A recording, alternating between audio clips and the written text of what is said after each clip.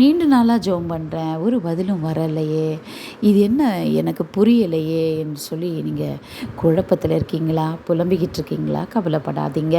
கர்த்தர் கட்டாயம் பதில் சொல்லுவார். பதில் சொல்லாமல் ஒருவருக்கும் அவர் இருக்கவே மாட்டார். ஆம் பிரியமானவர்களே, இந்த வீட்டில் அல்லது வெளியில் நாம் வாழ்கிற இடத்துல, வேலை ஸ்தலங்களில் நம்ம பிடிக்காதவங்க நம்ம போய் பேசும்போது அவங்க திருப்பிக்கிட்டு போவாங்க, மதிப்பே கொடுக்க மாட்டாங்க. ஆனால் அதை எல்லாம் தாண்டி நம்முடைய ஆண்டவர் வல்லமை உள்ளவர். ஆனால் அவர் சிறிய ஒன்றுக்குமே உதவாத ஒரு மனிதன் ஆண்டவரிடத்தில் கேட்கும்போது கூட அவனுக்கு ஏற்ற விதத்தில் கர்த்தர் பதில் சொல்லுகிறார். ஒருவேளை அவன் மிகவும் துன்மார்க்கனாய் இருப்பான் என்றால் சில நேரங்கள் நேரடியாக கடிந்து கொள்வார் அல்லது தீர்க்கதரிசி மூலமாக கடிந்து கொள்வார்.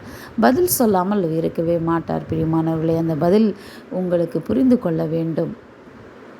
ஆம், இது கர்த்தருடைய சத்தம் தானா என்று அவர்தான் நம்மோடு தான் பேசுகிறாரா, எனக்கு தான் பேசுகிறாரா என்பதை நீங்கள் புரிந்து கொள்ள வேண்டும். புரியவில்லை என்றால் கவலை இல்லை, ஜெபம் பண்ணுங்கள், அதுக்கும் ஆண்டவர் உதவி செய்வார்.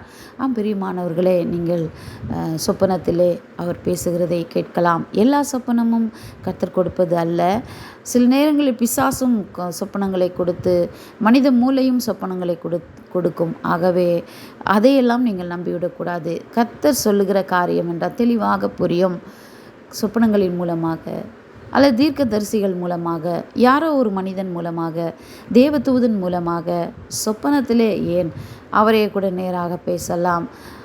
இப்படி பற்பல விதங்களிலே ஆண்டவர் மனிதனோடு பேசுகிறார். ஆம், தாவீது பாவம் செய்த போது தீர்க்கதரிசி மூலமாக பேசினார், நீ பாவம் செய்திருக்கிறாய் என்று சொல்லி. எரேமியா 15:1 பாருங்க, பாவம் செய்த அக்கிரமம் செய்த இஸ்ரேலருக்காக ஜெபம் பண்ணுகிற பொழுது அங்கே அவர் எரேமியாவோடு பேசுகிறதை பார்க்கிறோம்.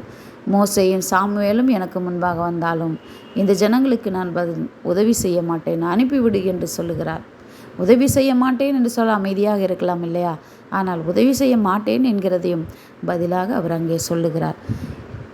அது எதுவாக இருந்தாலும், ஆலோசனையோ புத்தியோ வாக்குத்தத்தமோ உதவியோ எதுவாக இருந்தாலும், எச்சரிப்போ எதுவாக இருந்தாலும், தூதன் மூலமாக மனிதன் மூலமாக சொப்பனத்தில் ஜெபிக்கின்ற பொழுது, நேரடியாக தரிசனத்தில் அல்லது மிகுந்த பக்தியுள்ள உண்மையான விசுவாசியாய் பரிசுத்தமானாய் வாழ்கிறவர்களுக்கு நேரடியாக அவருடைய சத்தத்தின் மூலமாய் அவர் பேசுகிற தேவனாய் இருக்கிறார்.